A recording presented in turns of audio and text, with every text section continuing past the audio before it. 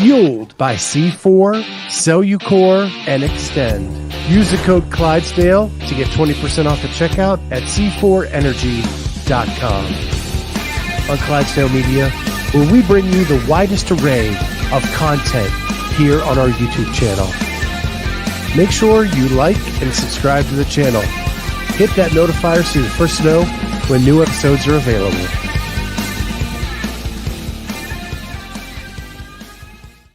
What is going on, everybody? Welcome to the Clydesdale Media Podcast.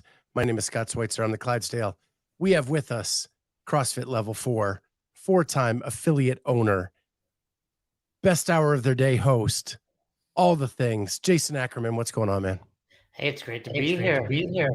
Oh, we got an echo. So, Is that me? So it sometimes is this funky roadcaster we use. This is live. It is live. Where are we going? Where are we broadcasting? We're on Facebook, Twitter, Twitch, and YouTube. Twitch. I've never been on Twitch. Very cool. Oh, the echo's gone. There we go. You're on Twitch now. What's up, gamers? So I don't know how many people watch us there, but we're trying. Yeah, you're doing it. We already got people in the chat. Ernie Garza says the only level 4 of best hour. That's right, Ernie. Never forget that. So Jason and I met at the Midwest Affiliate Summit in Cincinnati. I was there just observing, and you gave a presentation that I found fascinating. And the way it tied in with everybody else was so seamless and really came off well. So I wanted to first I want to dive into how you got into CrossFit, what brought you to this space, and then dive into what you did there in Cincinnati. So I want you to talk about how you got into, you were a wrestler in high school. I want you to talk about how that turned you into your mantra, how you have that winners win. Well, before I say that, I do appreciate hearing that, Scott, because I do like to play it off. Like I don't try very hard at things, but it was very important for me to have a stellar performance there with the presentation. I don't take it lightly that I got to speak in front of 200 plus affiliate owners, and to hear that, and then the presentation got released today on our YouTube channel, and seeing the comments come in, it was really, it made me very happy, and I appreciate you saying that. Yeah, and if they watch it, they'll hear part of the story. But I was wrestling through high school, and then you graduate high school, I graduated college, and you're kind of like lost as far as athletics go. You could join like a basketball league, being 5'3". They didn't invite me, and I always wanted to try jiu-jitsu. I watched early UFC, and by 2003-4, it was gaining momentum, and you can find jiu-jitsu schools a little easier. It's the first one that opened in Albany with a guy named Bruno Tostes, who I was maybe his second or third member. I was going there for a few years, loving it, and my buddy Chad R. brings in this Muscle and Fitness magazine, and Chuck Liddell is on the cover. And if you know Chuck, actually, we kind of have a similar haircut these days, but I don't have the tattoos on my head. But he's like, "Hey, have you heard of this CrossFit thing that Chuck Liddell uses?" I'm like, "No, let me see that." And we look at the magazine together. And back in the day, the only thing you can find on CrossFit on the internet was CrossFit.com. So you go home, search it, and I kind of understand that they put a new workout up every day, and I just committed to doing it, and I literally never looked back. And I think you told the story at the summit, but it was echoed by all the presenters that even bad CrossFit is better, is more efficient than most things. Yeah, and I agree with what you said earlier. After me, obviously Austin went before me, and then Dan from Push Press, and Nicole from HSN, and Ryan from Two Brain, and I don't know if I'm forgetting. Oh, Denise Thomas, of course. They kept using my lecture, and I don't think it was anything that I said that was profound. It was like we were all saying the same stuff. And I just happened to go earlier in the day. So, they kept referring back to it. But one of the things I often say is, even bad CrossFit still gets great results. And people always are like, bad CrossFit's going to injure you and this and that. It's like, no, it's not. Like, yeah, really, really, really terrible CrossFit might hurt you. No different than really bad, running or any activity can hurt you. But, assuming you're doing it at an affiliate and not just trying to, concern yourself with your ego, but you're doing it for the right reasons, you're going to get results. And that's what happened to me. Like, I had no coach. I, was just working out with the other day, in our best hour Slack, someone found an old video of me working out with Austin, and it was like hideous. It was embarrassing. It was cringy. And I was like, yeah, but every day at 1 o'clock, we went down there and threw down. And I mean, I got fit. Austin made the CrossFit games. So let's just talk about how it works. Yeah, yeah. Yeah, I have some of those videos. 2013, I was not an affiliate, but I was doing CrossFit, did the open, had to submit all the videos, and they still live out there on YouTube forever. Mhm. Yeah, you can't. I tried to wipe all my working out from the internet. It's not happening. So so what made you get into CrossFit, you're doing it on your own. What made you want to open your own affiliate? I was a personal trainer. So I graduated college 2000. Like the last 3 years of college, sophomore, junior, senior year, I worked at all the gyms in the Albany area. Literally every single gym I worked at. And I was like, okay, at some point I have to get a job. I was like, then I graduated with a psych degree and I was like, oh, I can't get a job. There's nothing I can do with this. So I continued on for my master's, but all the while I stayed as a trainer. I opened a small yoga studio. I was teaching, plyometrics and spin. I took all of the ACE, AFA credentials, and I was just at the point. I remember vividly. I used to bike with a friend of mine, like road bike, and she was like, "What are you gonna do with your life?" And I was like, "I don't know." And it was right around the time I found CrossFit, and I was like, this might be my ticket. Like, this might be the thing that allows me to continue doing this, because I was making no money as a trainer and I was burned out. Like, as a trainer, I would take any client, 5 a.m., sure, 8 p.m., sure. And it was like just nonstop, and it was just unsustainable. And then I found CrossFit and was like, okay, can I take all of my clients and get them into like 2 to 3 different hours? And I was able to. My first 20 clients were at CrossFit, Albany CrossFit, were my PT clients, mostly, middle-aged and above women, because that was but man, I remember vividly Noreen, Donna, Sue, and Lenora all vying for the first person to get a pull-up.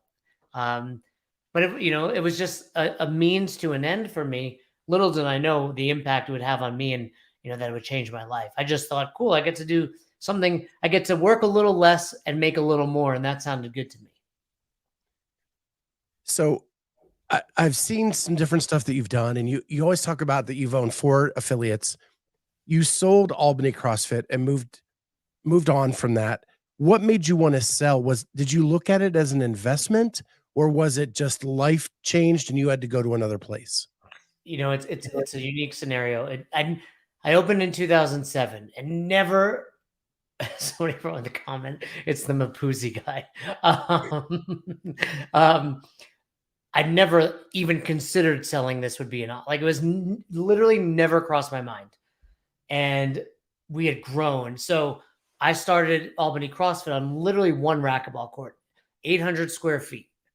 Luckily it was let me take a step back. I was basically running a gym called the Court Club, and it was founded on racquetball, squash, handball, etc. And by 2007, those sports were dying. Like, no one was coming in to play that. So the courts were empty, and I had found CrossFit, and I had a client named Barry Feinstein, and he was a real estate broker. And I said, Barry, can you help me find a building so I can open one of these CrossFits? And he said, no. I was like, Barry, this is your job. Like, what do you mean no? He was like, you should just rent one of those courts. No one's using them. So the owner of the building, and he was also really running the entire facility as well. His name was Shy. I said, hey, can I rent one of those courts? And it was like, a minor back and forth. We agreed on $850 a month, handshake agreement.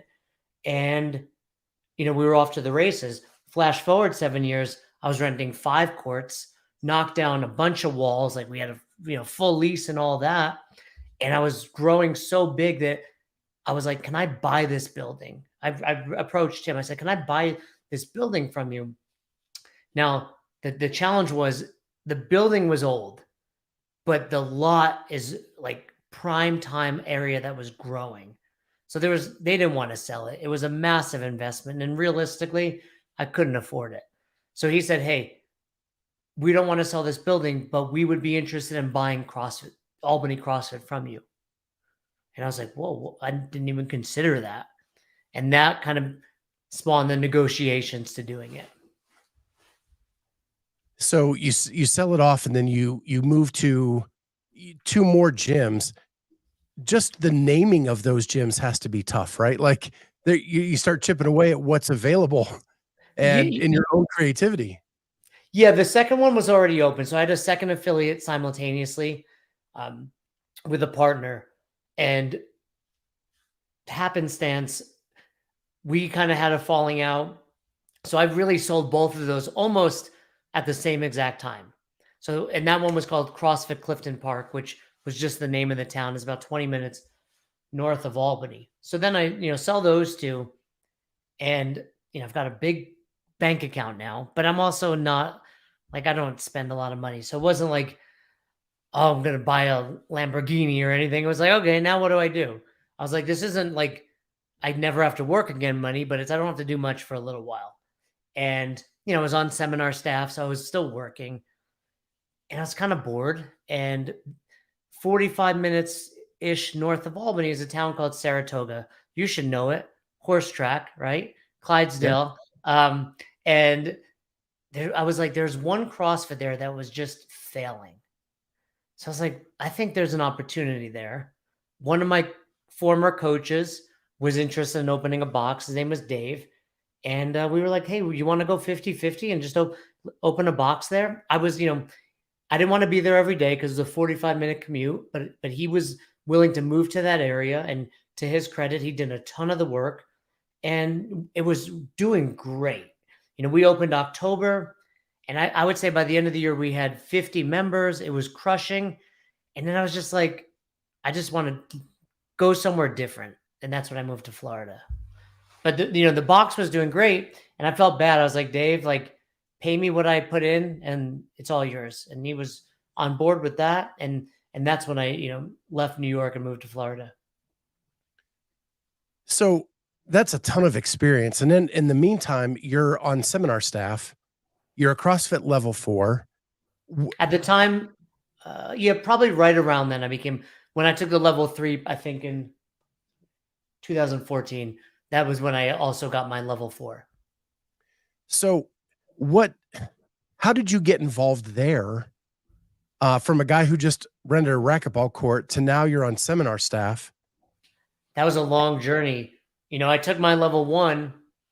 I told the story about my level 2 in the presentation, but the level 1. So, back in 2007, they weren't like 15 a weekend all over the world like they are now. It was literally 1, and not even every weekend. And I reached out to Nicole Carroll because there happened to be 2 nearby, Toronto and Pittsburgh. And I knew I needed it to open. And she was like, hey, it's all good, but pick one and we'll get you in. So I took the Toronto one. I had been open about a month already. In fact, I remember I was like, now I can't leave because I've got members. And I threw 2 people, John Johnson and Jess Lasky, who were just members at the time. I was like, can you just watch my classes, please, while I'm gone? And Jess went on to open her own affiliate. And, so I take the level 1. And when I got there, I was like, this is what I want to be doing. Like, I want to be doing this thing, these level 1s. And it wasn't that easy back then. There's really no path to getting there other than nonstop harassment of Dave Castro, which I did. And he finally was like, cool, you can intern. And, that was all the way in like 2008, 9. I interned. Um, and then it just became a long internship journey. I believe I have the record for most internships ever at 10, and finally got hired in 2013. So while you're an affiliate owner, how much are you learning by just going through these seminar staffs, or these L1s, L2s, all that kind of stuff, interning? Are you able to apply any of that real world as you're kind of going through it? Oh yeah, tons of it. I mean, every weekend I would do one of the presentations. I would do what is CrossFit, what is fitness, nutrition, right? I would even do the press group. Like I would do everything, for our members. One of the coolest things I got to experience was when my members started taking their level 1, they'd always come back and be like, "Yeah, we didn't really learn anything." And I was like, "That's kind of BS. I hope you learned something." But I appreciate the fact that we teach you so well that it felt like you knew everything. But I was even just coaching. Like that's when I was realizing, oh, coaching is not just good job cheering them on. That's when my coaching went to the next level. And mind you, I'd been involved in gyms one way or another since 93. So I'm, nearly 15 years into my journey. I'm like, oh, I was terrible. I was not a coach. Yeah. So then you sell off the gyms, you move to Florida. At what point do you decide I want to be a podcaster?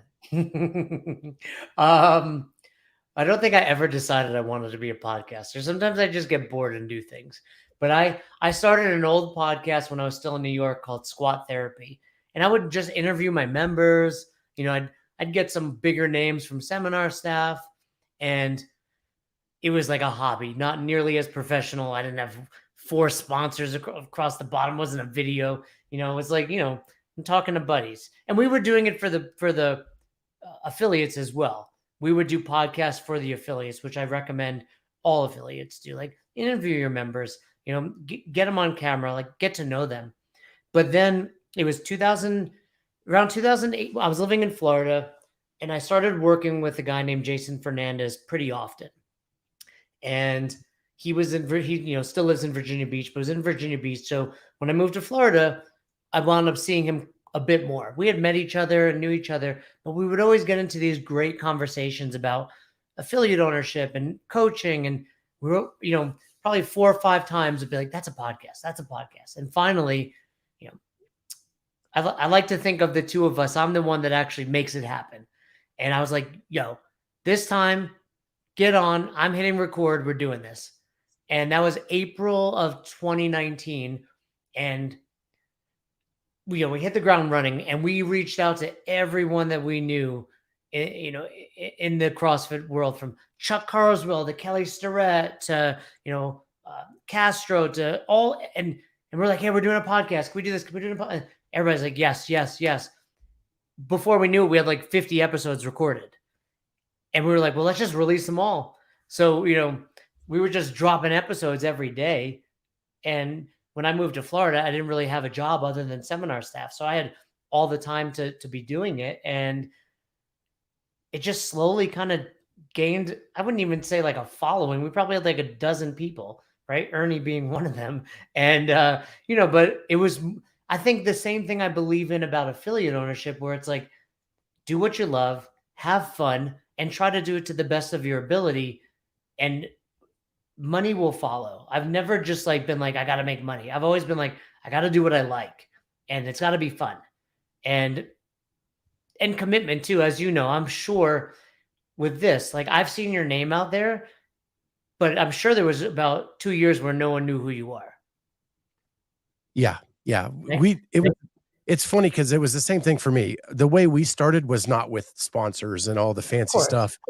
It was me and 2 friends sat around a table and talked CrossFit all the time at the affiliate. And we're like, and I did the affiliate podcast at the time. And I was like, why don't we just record this and throw it out there? And if people listen, great. If not, oh well. And it snowballed into what it is today. But when it started out, it was just 3 people shooting the shit. Like, yeah, literally. where those other 2? They're still with me. They show up once a week. Yeah, yeah, right. We have one show a week called the Round Table, Cool. and we do that. So they're still here. But Um, for many people, affiliate owners, but any business, right? It's like the beginning is so much fun. Hey, we got this new thing. This is great.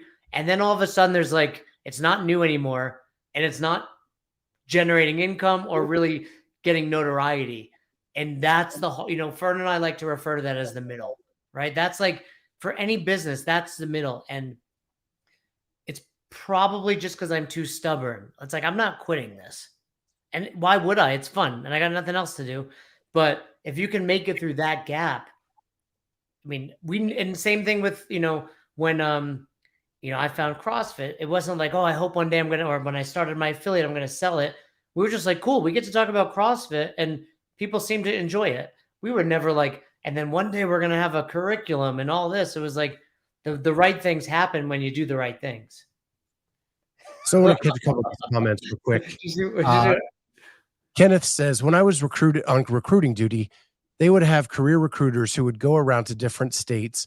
When a recruiting was failing, they would spend time there till the station was successful. And then he follows up with, CrossFit have something like that for affiliates. No, I do think, and you were there, Scott, there's so much going on at HQ. And I think some justified, some not. Like they get a lot of heat from affiliate owners and members of affiliates. And I think one, it needs to be recognized. CrossFit is still somewhat in its infancy. Like even if you go back to February 10th, 2001, the first workout posted on .com, we're 22 years old. Like that's not very old in the when you're looking at a business, but they are working extremely hard. And then the other thing I think that it irks me at times because you're an affiliate and things like that. While I think is a great idea, Ken, there's a difference between an affiliate and a franchise. And Coach Glassman from day one was like, the cream will rise to the top. And I'm really glad that's the model. Now, CrossFit is doing more and more to help affiliates and to make sure there are more standards in place. But, the world needs bad affiliates too, because people are going to go to the good ones, the right ones, after they find it. But, and that's also, we wouldn't be here, we being Best Hour, if not for Glassman's approach, because we have the opportunity to step in and do something like that. Somebody mentioned, Elise mentioned dropping ins. Like we go to affiliates and give them feedback, or we mentor affiliates. So, we have the opportunity to do that. I mean, Glassman could have owned part of Rogue, I'm sure, if that was his model back in the day. But he always wanted to give people the opportunity to fill in the gaps. And that's what, we're lucky to be able to do that right now. Yeah, and I think one of the overarching themes that I took away from the summit was that the box down the street is not your enemy, they're your ally. And I think I think I said that. The more we look at that, and we embrace that, the better off the whole ecosystem will become. And understand, I said that, and I believe Austin did, and a few others. I say that knowing it's not easy. I say that knowing when Jess, the girl I referred to earlier, left me to open her own gym, I lost my damn mind. Like, I get it. It seems like competition. And in some respects, it may be. But first of all, competition makes you better. And second of all, there's, like you just said, there's millions, billions of people out there that we've not even come close to maximizing the number of people that will be doing CrossFit. And if we're only concerned with 100 people already doing it in our town, we've already lost. The more we can rise as a whole, the better CrossFit's going to be. And then I got to throw up this funny story. Ernie says, I used to despise Ackerman's voice when I was introduced to Best Hour. Then I met the team in Austin for the Rogue Invitational, and I was hooked. Yeah. Now I want to work with them. Ernie crashed with one of our mutual friends, Anasan, who I met through Best Hour. They crashed with us at the house we had at Rogue. I got Ernie's hat somewhere. He sent me a hat. Awesome. Yeah, Rogue's coming up. Yeah, they run a great event. They do. So then you get your level 4, you're doing best hour, and then you kinda touch on it, but it rolls into where you develop a curriculum called Affiliate University, and that you're kind of this, um, third party entity that's benefiting from CrossFit, and you're trying to help affiliates grow and get better. And I wanna touch on that because I think it gives great background for what we're gonna get into with the summit and stuff you talked about. Yeah, and before we go any further, we have to give credit to Marcus Gursey, who basically created the curriculum. So Marcus was a part of Barbell Shrugged, and he had his own company after Barbell Shrugged kind of fell apart, and was working with Fern at his affiliate CrossFit Rife. Then after they had worked together, Marcus catches wind of what Fern and I are doing and was like, "Hey, I want to team up with you guys." And there was about a 2-year period where we were simply teammates.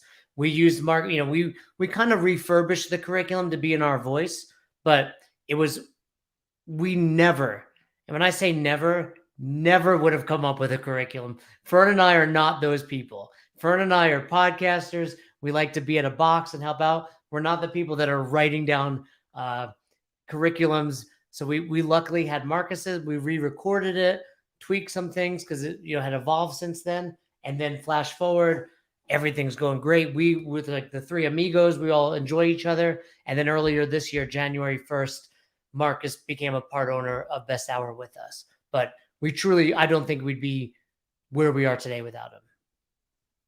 And this is something that people can be members of. Can you explain to me what the concept is behind Affiliate University? Yeah, so Best Hour of Their Day is kind of the umbrella company. We have the podcast. I wrote a book. We do presentations. We're partnered with CrossFit and the APN, but our main product is called Affiliate University. We work exclusively with CrossFit affiliates, no micro gyms, nothing else, only CrossFit affiliates because that's what we know, that's what we love. People sign up for it, and the there's multiple stages, and they can stick with us. We've had clients that have been with us for over 3 years, like Ryan or Devin, who was at the Midwest Summit. But it's a 1-year curriculum, and within that 1 year, it's equal parts business development, all the systems and operations, and coaches development. So there's a lot of companies out there that focus on one or the other, and to the best of my knowledge, we're the only one in the CrossFit space exclusively working with affiliates, but that works on both ends. And I want to give a shout out. We've got some sledgehammers in the coaches development. We've got Denise Thomas is one of our coaches, Todd Acuto, Steve Haydock, Pat Barber, and Lindsay Andrew, all seminar staff, with the exception of Lindsay, who takes her level 4 soon, all level 4 and flow masters on seminar staff. I mean, some of those, Denise and Pat and Steve Haydock, were like my CrossFit idols as I was developing. So it's certainly humbling, but certainly surreal that I'm kind of their boss, but more importantly, that we get to work together every day. Yeah, Denise, I'd never met her until that weekend. What a powerhouse. Yeah, she'll make you want to run through a brick wall, huh? Yeah, she was awesome. So you put this together and you're helping affiliates.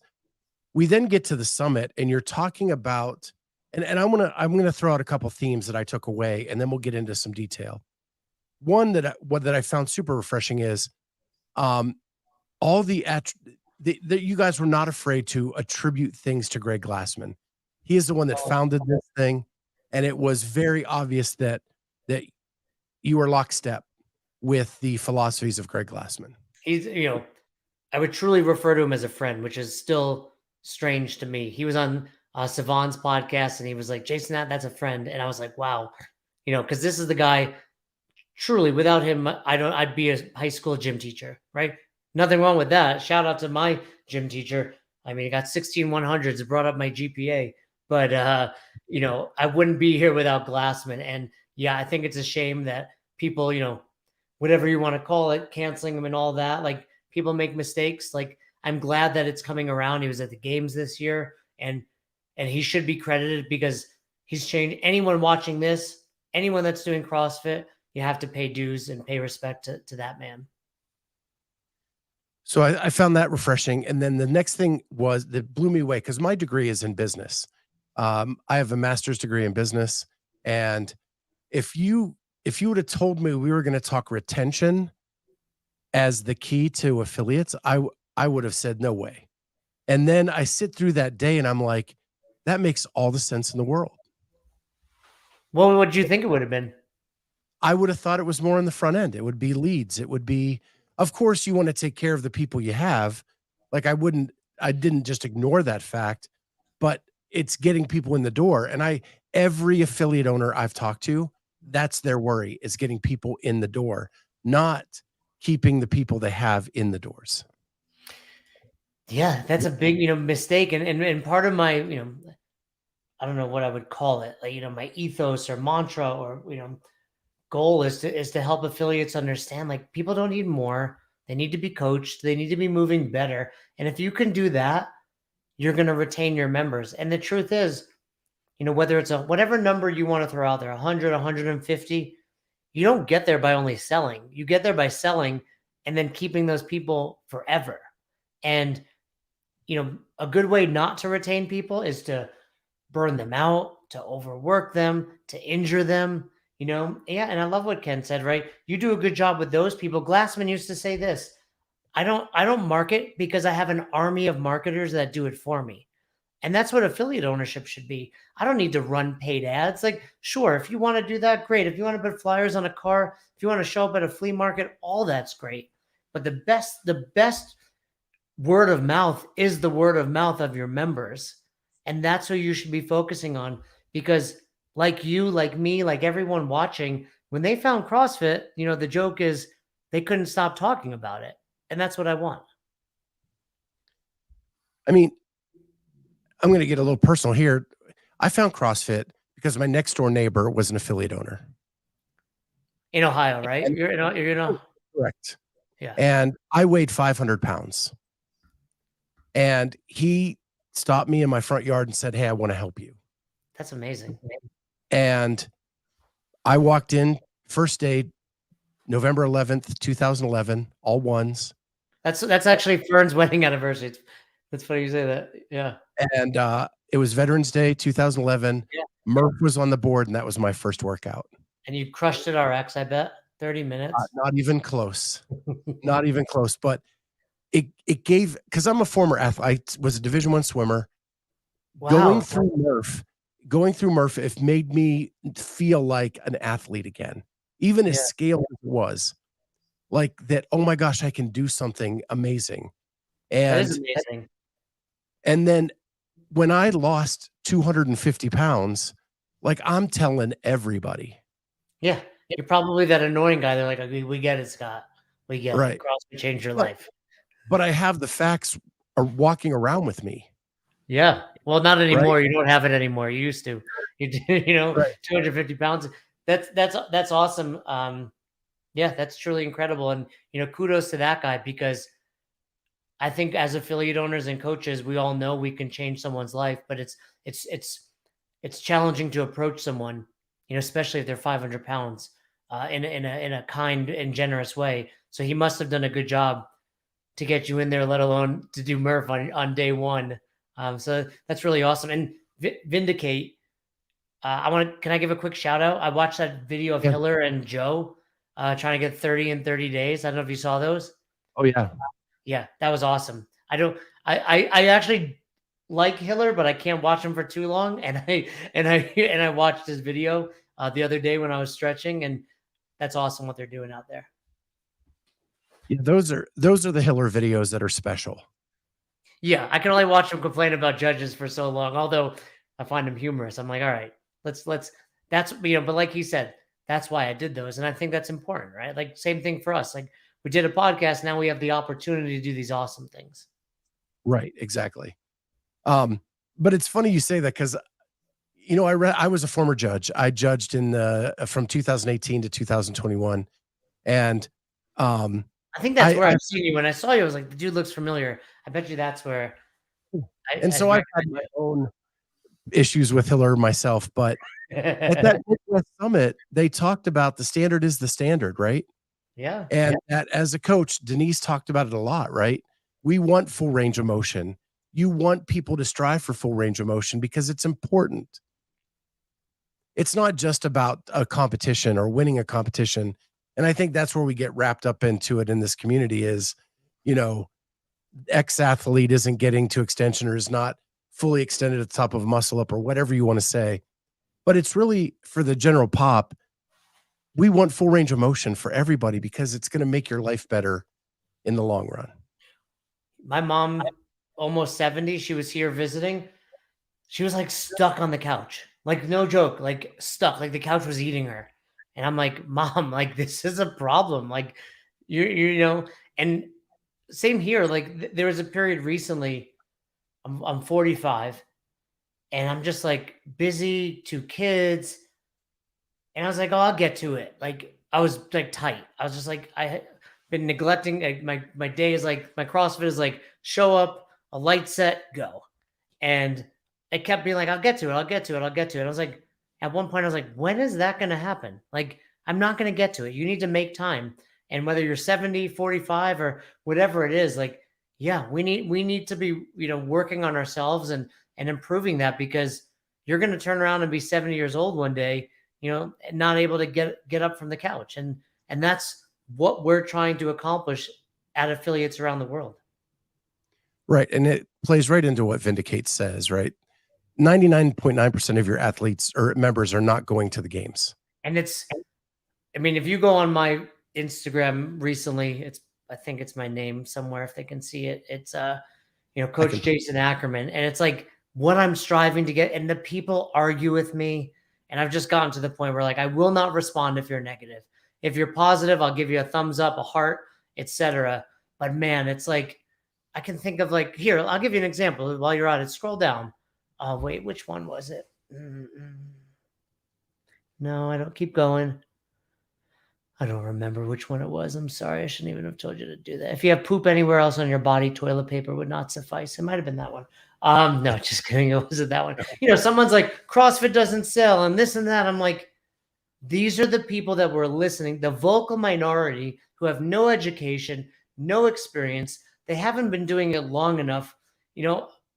I've seen how this ends where it's like I've been, if you zoom out, I've been here. I've seen the people that start and go too hard and burn out, get hurt, fall out of love with CrossFit. And it's like, you're not going to the games. And I know that's not the only reason people train for 2 or 3 hours, but it's like, if you're training that long, my more important question to you is, why do you have nothing else going on in your life? Like, I have a daughter who drives me absolutely crazy, but I love spending time with her. And I could be working out at that time, or I can be spending time with my daughter, or I can be, reading, working on a business, talking to people like you. It's like, it's not only about that we're going to the games. It's like CrossFit was designed to be short and effective. And the whole point of what Glassman did that because back in the day, he was an avid cyclist and he was like, I want to be able to bike more. So let me do this short workout and train people in this short time frame so I can go do these other things that I really love doing. Yeah. Yeah. I remember tons of people coming into the affiliates who were marathon runners who wanted to decrease the amount of time they were putting into the actual running and used CrossFit to build up that endurance. And they were able to do marathons much faster without training as much running time. Oh yeah. If you're doing marathon training to run a marathon at this point, you're so far behind the curve. I mean, I don't know enough about it, but I've helped people all PR their runs with 1 or 2 runs a week and doing CrossFit. Yep. It's amazing. So the last big overarching theme I took away from is that we have to elevate coaches because what differentiates CrossFit from everybody else is the coaching. And if you forget that, you're going to lose customers. Absolutely. I think, and again, when programming, when affiliates are running classes that have 2 or 3 pieces in them, there's no time to that was the post I put up. And I don't even want to say it. I don't know if you saw it. I said something to the effect of, I said, CrossFit Mayhem doesn't do mayhem programming.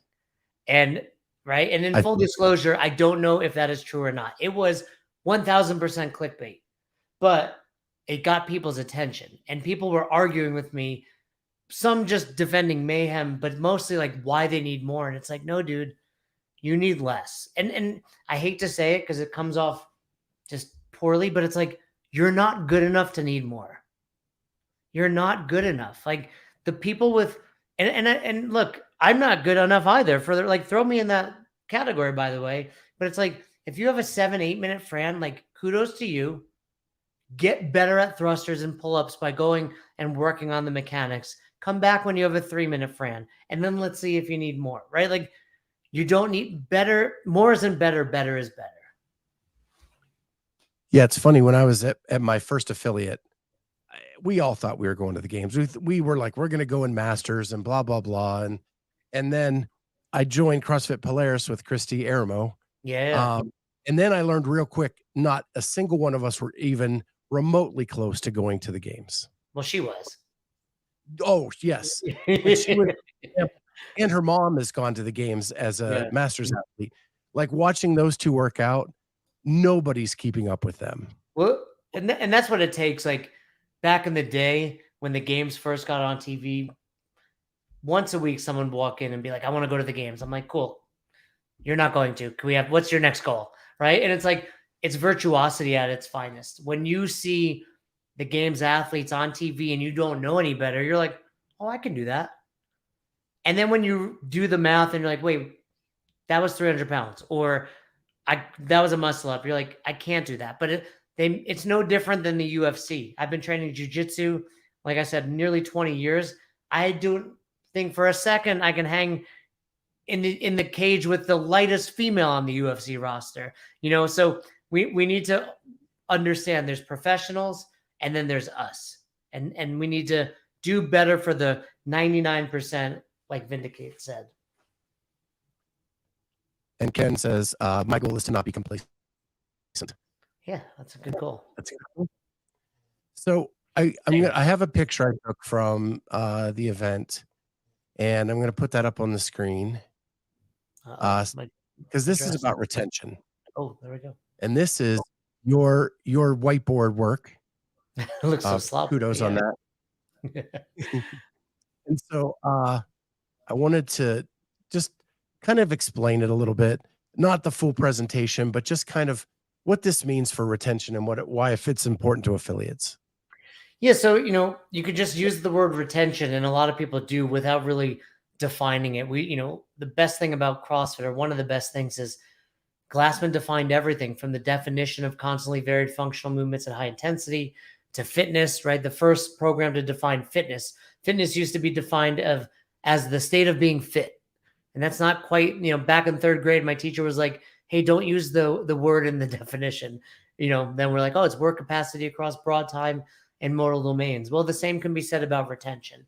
So, I would call it still a work in progress. We're always trying to fine tune everything we do. And really Fern created much of this. I just, reiterate a lot of what he says, but we've defined retention as your average client value times the length of engagement times their attendance times the time to value. Now, there's no thresholds. There's no, this is a good number, this is a bad number. But as you see your retention improve, that number should be going up. So average client value, simply figure out your revenue for the month divided by the number of members you have, and you have an average client value.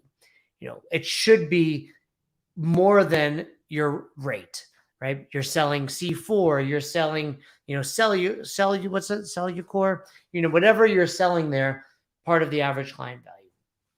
Then, of course, the length of engagement, how long those people are members there. 14 months is a great kind of line in the sand, but ideally those people are 36 months plus. Attendance, how often they're coming in on a monthly basis. We talk about 16 times per month, and we have something we call the Committed Club, where affiliates do a raffle. If you've come in 16 times, September's almost over. So if I draw October 1st, the people that have come in 16 times in September, they're all entered into a raffle. And then we do it quarterly, a slightly bigger drawing, and then annually an even bigger drawing.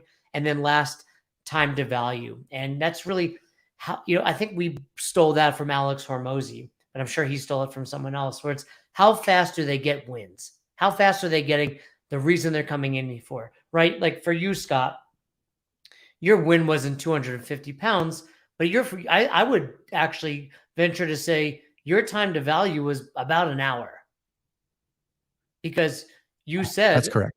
yeah, right. So look how great that guy did, right? That's time to value. Like, wow, I'm an athlete. I feel like an athlete again. That's a win, right? For some people, it's sure, I want to lose 10 pounds. I want to get my first pull up, but don't lose sight of other little wins that is, showing them the value that you offer here at your affiliate. Yeah. I just love this. And I it just all makes sense when you put it in that formula setting. And maybe it's just because I'm a math geek and that's what I like. But it made so much sense to me. And I love the committed club idea. In fact, I'm trying to think of a way to incorporate it for the podcast. Like we have members of the podcast that join on YouTube, and I heard the story of they invested in a drinking bottle, like a really nice drinking bottle with places you could put stickers. Where if you were in the committed club in April, you get the April sticker, and then May, and so on, right? And I thought that'd be really cool for the podcast. Like if you remember in April, you get the April sticker. If you remember in May, you get the May sticker. That's a cool idea. I'm going to steal that. And then I would say, like, hey, if you fill up your mug with all 12, then you're entered to, what we tell people is 10 out of 12 months, right? Because life happens, vacations, etc. Like to qualify for the annual prize, you make the committed club 10 out of 12 months and you're in. I love that. I'm writing that down right now. Let me steal that from Scott. Yeah. I think Push Press is the one that said one of the affiliates they talked to. That's how they do the committed club. Yeah. Is because everybody brings a water bottle to the gym, and that way you get to show off. Like I was in the committed club because you have all these stickers around your water bottle. Yeah, another thing, like Gurney said, whether it's Velcro patches or a unique bottle, because what you want is to kind of create a little bit of FOMO. Like, how do I get that? Well, you have to come in 16 times. Okay, now they have a goal to do that. And for a lot of affiliates, especially those that offer limited memberships, this is what helps them get more people to that unlimited membership, because the threshold should be above 12. If that's, whatever your limit is, place the threshold above that. So now people have a reason to go to that unlimited membership. Yeah. I just thought that was super cool. And so you have all these amazing coaches. And so I'm assuming you're a believer of that we've got to amp up the level of our coaching. We've just released a product at the games for that reason called the Knowledge. Oh, nice. So, can you explain what that is? Yeah, we brought on Pat Barber, OG, like a true legend in CrossFit. If you go back to 2008 and watch Every Second Counts, it's Pat Barber on the cover of that DVD. But we released something called The Knowledge, and it's drip content.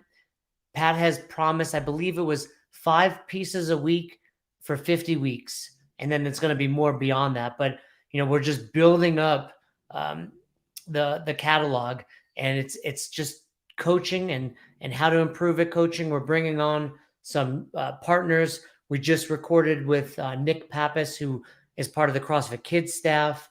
We're going to have people like Hinshaw and Bergner drop all coaching videos that you can go in. I would imagine someone watching this has signed up. There's a free 7-day trial if they haven't. But just to help develop coaches. No one is putting content out there specifically designed to develop coaches. A lot of people are talking about it, but we're trying to do it. And they can get that at besthouroftheirday.com. I believe it's /the knowledge. Okay. Yeah. The other thing that I got out of the day was that it's important for the affiliate, you as the affiliate owner, to sit down with your coaches and come up with what your expectations of what a coach should be. And you should do that together. Yeah, that was not part just of my, but you and the coaches. Yeah. Yeah, I think, one of the challenges of affiliate ownership is you have a lot of part-time coaches. You have a lot of, I do this for 2 hours a week, 3 hours a week.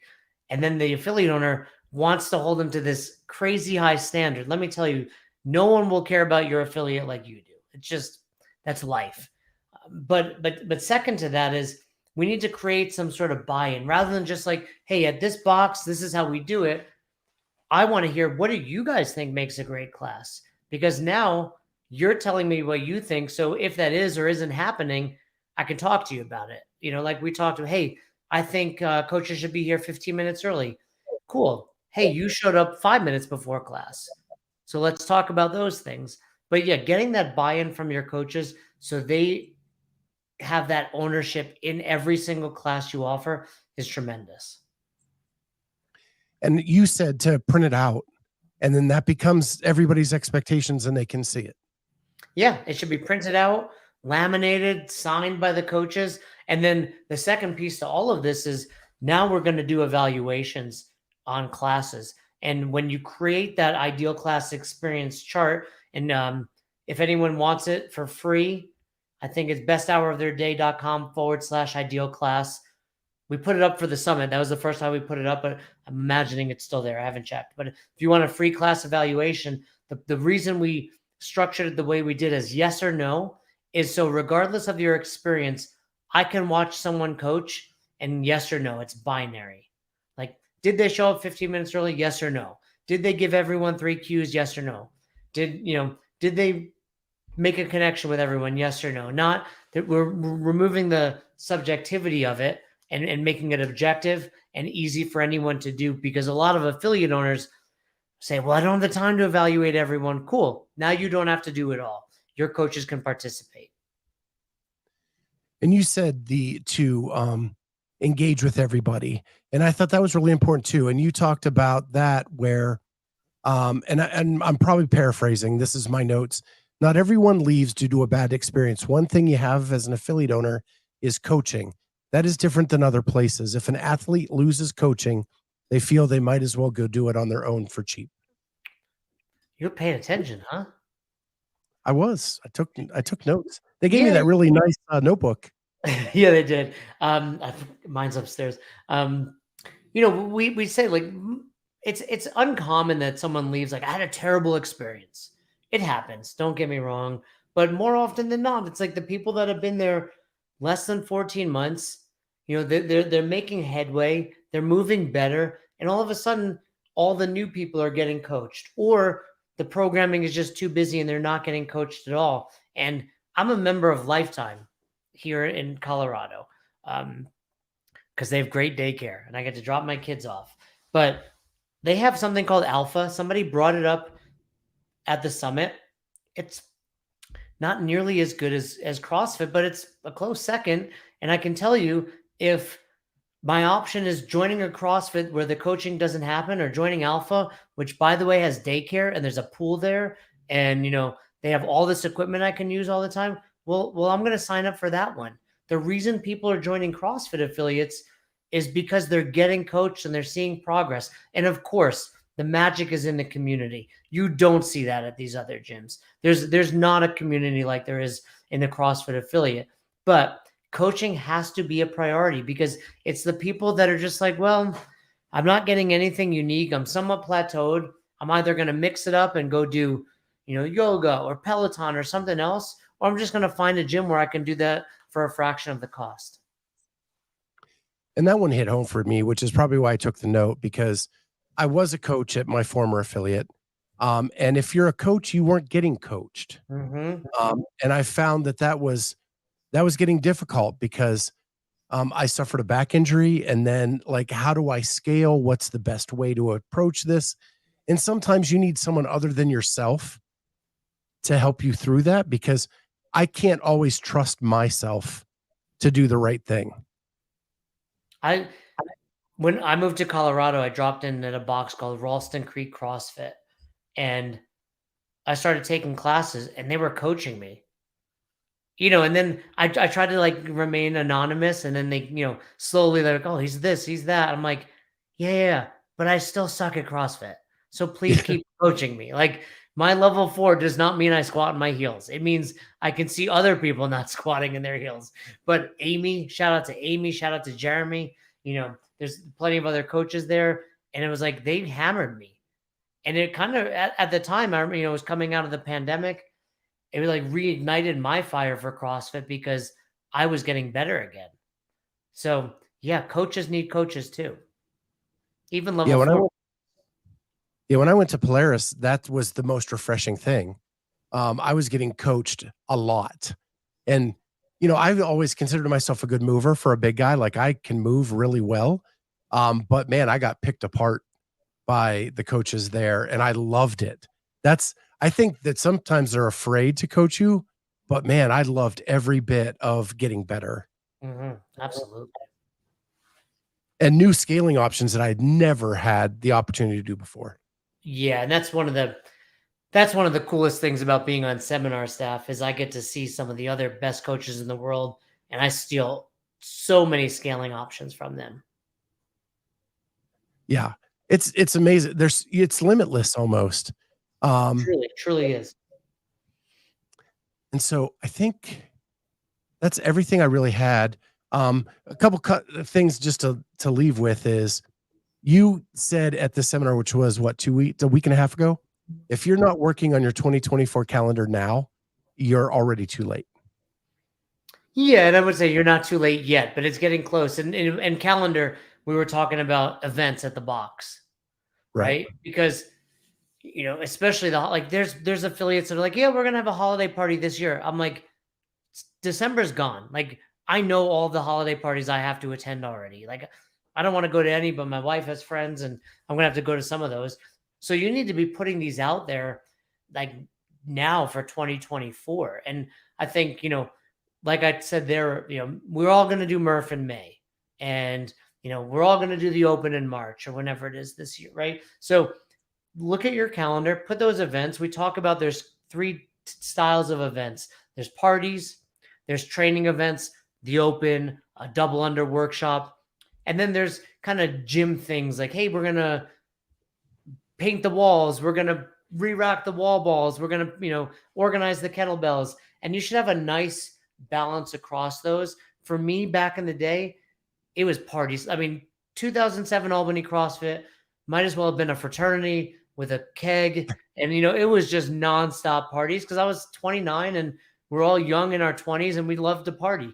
But by the time I opened Soulshine in Saratoga, it was like family friendly, and we're gonna do outings at a restaurant, and we're gonna do these other events. So your members like different things. So make sure you have a nice, cross section of different styles of events. But yeah, I would set aside 2 hours this weekend. I would, jot them down. I would put it up on your social media. I'd print it up on like an 8.5 by 11 and slap it in the bathroom, slap it on the lobby walls. Like let people start seeing that, put a QR code so it goes to a website, like get ahead of that for sure. Because again, going back to what I said, that's what separates us from Lifetime. That's what separates us from, F45s. I'm sure they have some events too, but not nearly as many as a CrossFit affiliate does. What was hilarious is I came home from that event, and I think that night I got holiday party, Halloween, what we're doing for Halloween, and like 2 other events in an email from CrossFit Polaris. Were they there? They were not, which is what really surprised me. Oh, maybe, hey, word spreads. When I talk, people listen, Yeah. EF Hutton. Yeah. No, we will not be in Texas anytime soon. Well, I can't speak for Fern, but we tend to stay pretty regional. Fernie's asking if we'll be at a level 2. Yeah, yeah. And then and I'll put that up just so everybody can see it. He was just Sorry, asking. I'm used to hosting a podcast. I chime in on the chat, but definitely go, Ernie, get your level 2 in Texas.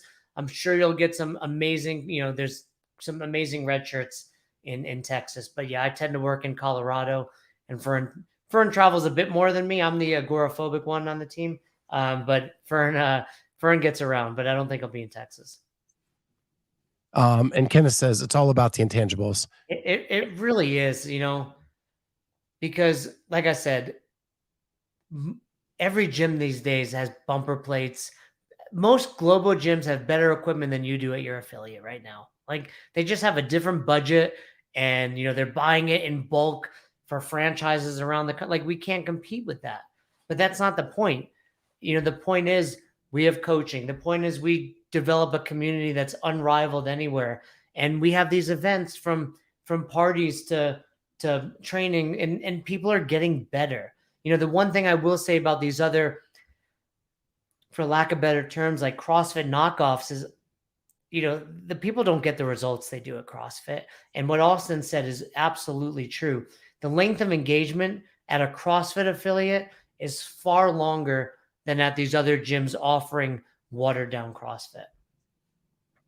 Yeah. And length of engagement, I know we're going a little bit long here, but length of engagement, Push Press was talking about affiliate owners who are very, very on the ball when it comes to engagement. If you drop below one of them, if you drop below 4 days a week, you're getting a call just to make sure everything's okay. And I think you suggested 3 days a week. If it's or maybe it was Push Press that said, if you drop below 3 days a week, maybe you should look at a list and make some calls and make sure everybody's okay. Yeah, I think Dan knows what he's talking about, founder of Push Press. We like to look at a weekly list of people that haven't been there. I always recommend doing it on like Wednesday because there's still time to get them in that week. And, recently, for example, I like to go in the Facebook group and answer some questions. And a former coach of mine who owns an affiliate called CrossFit Avitas in Albany, like, what do you do with people canceling? And how do you get them to say, and I know he knows this, but it's like, well, we're too late at that point. Like when you've gotten the resignation or cancellation letter, it's like, why haven't you, like, it's rarely, I was coming in 16 times a month, please cancel my membership. It was like I was coming in 16, then it became 12, and then it was 8. Then I haven't been here for 2 weeks and you never reached out. So, yeah. Can you do something to remedy that and potentially save a member? Of course. But the real answer is you're ahead of that. Yeah. And then I'm going to leave with this. And I think it was your quote, but you may have taken it from someone and you stole everything I said, probably. And you were talking to the affiliates because we came out of a tumultuous time and you were saying that you all survived the pandemic. You're not a snowflake. You just didn't quit when it would have been easier to do so.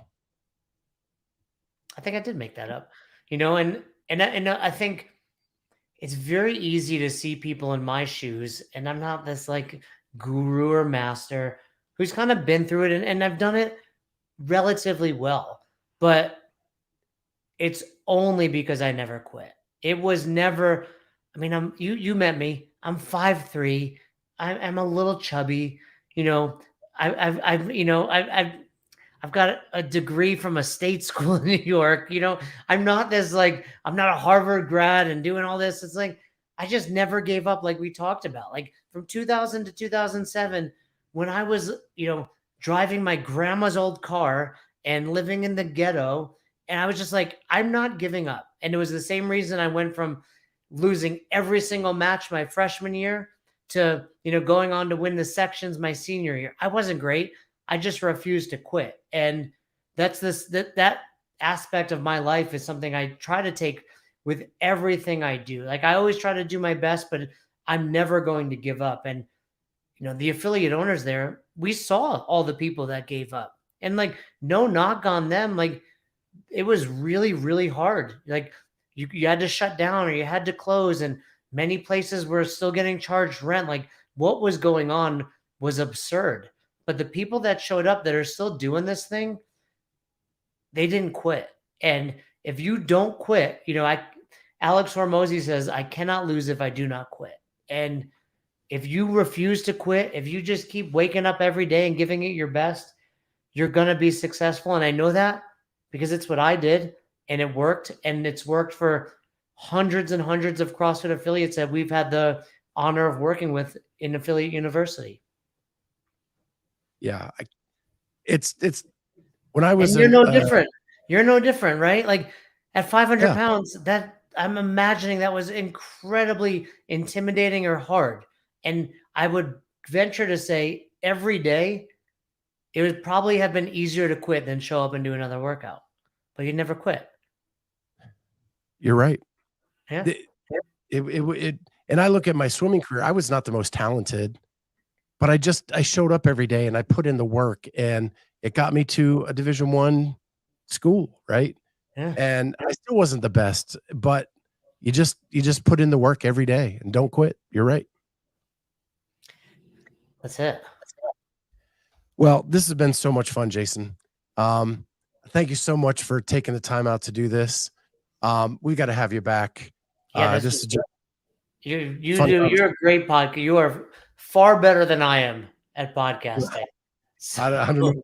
It's funny because we started around the same time. I started November of 19. You started in April of 19. yeah, we got a little bit of a head start, but no, you are phenomenal at this. You're clearly passionate. I mean, like when I met you, I remember you wearing your Mets hat, and I asked you in Yep. the bathroom. I was like, "You a Mets fan?" But you showed up to the summit with nothing to gain other than some knowledge and hang out. It was really awesome that Andrew had. I mean, shout out to Andrew Charlesworth for putting that together. That dude leads the Midwest affiliates like no other.